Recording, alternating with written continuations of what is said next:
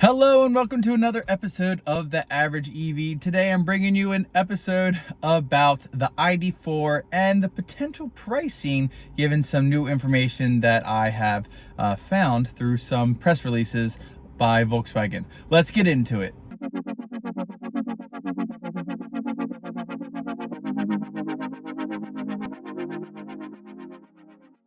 All right, everybody. So Volkswagen recently released a press release about the Volkswagen ID.4 and Volkswagen ID.5 for Europe. It was an interesting press release. I'll link it down below. I'm not going to read all the specifics because a lot of the stuff I covered in my previous video about the ID.4 and all the specs.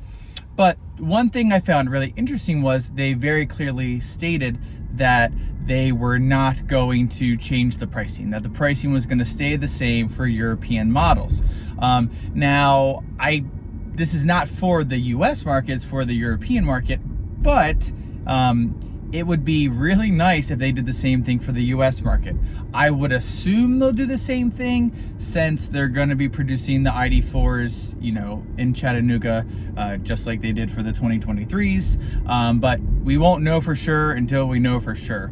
But I thought it was something that I should definitely bring to everybody's attention if you're considering potentially buying an ID.4 or any other EV, or maybe you're between the ID.4 and another vehicle.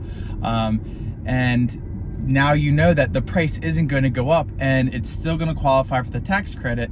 If you qualify for the tax credit, and in 2024 you'll be able to get that tax credit at the point of sale. So the 2024 ID.4, in my opinion, is a really enticing buy. And so yeah, I kind of want to bring that information to you. Hopefully it'll help you with your purchasing decision. A couple other things I thought were interesting. They did add a couple new colors. I don't know if they're going to bring those to the US or not, but they have this new blue. It is, I believe, the blue that you've seen in all of the, if you've watched anyone else's videos, that's the blue that is going to be featured. I'm not sure if they're going to bring it, but I hope they do. I like the blue. My wife, when we get the update, is going to want the black because she likes the black. But for people who like blue, I think it's a really interesting blue color.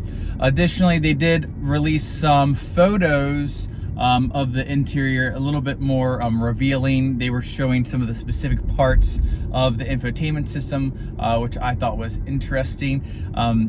They show like the battery percentage and the range, and I did some calculations, and it brought up some interesting numbers as far as range.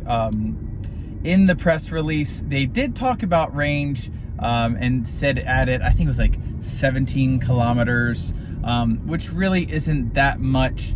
I ran some math, and that was about a 3% increase in range, which is not as good as I think I would have liked. But I guess it's better than nothing. I think I said that in the last video. It's better than nothing. So maybe you'll get an extra. What did it add up to be? Was it like 8 or 9 miles? That was WLTP, the number they quote in the press release. But if you assume it's just a 3% increase in general, maybe it would be that, 283, 285 mile range for the rear wheel drive. And maybe it'll be that 265, 270 mile range for the all-wheel drive. But again, until we get all the specifics, we won't know for sure. And also until we get like a range test done, we won't know for sure. But I will most assuredly bring that to you all once we get the new ID.4. So that's kind of it with today. Again, it was a quick little update because I just saw this press release, read through it, thought it was interesting. I want to bring that content and information to you all. Leave your thoughts down below. Are you all disappointed with the range? I know I'm definitely a little bit disappointed. I wish it would have been more. But I'm pretty excited about the pricing staying the same, being able to get that tax credit. It's going to be a really enticing buy. So leave your comments down below. As always, thank you for watching. If you haven't already, please remember to like and subscribe to this channel, but also to EV charging site reviews. I actually am finally starting to process some old ones. I've been so busy with the start of this school year, I haven't been able to get anything edited, and I'm really far behind.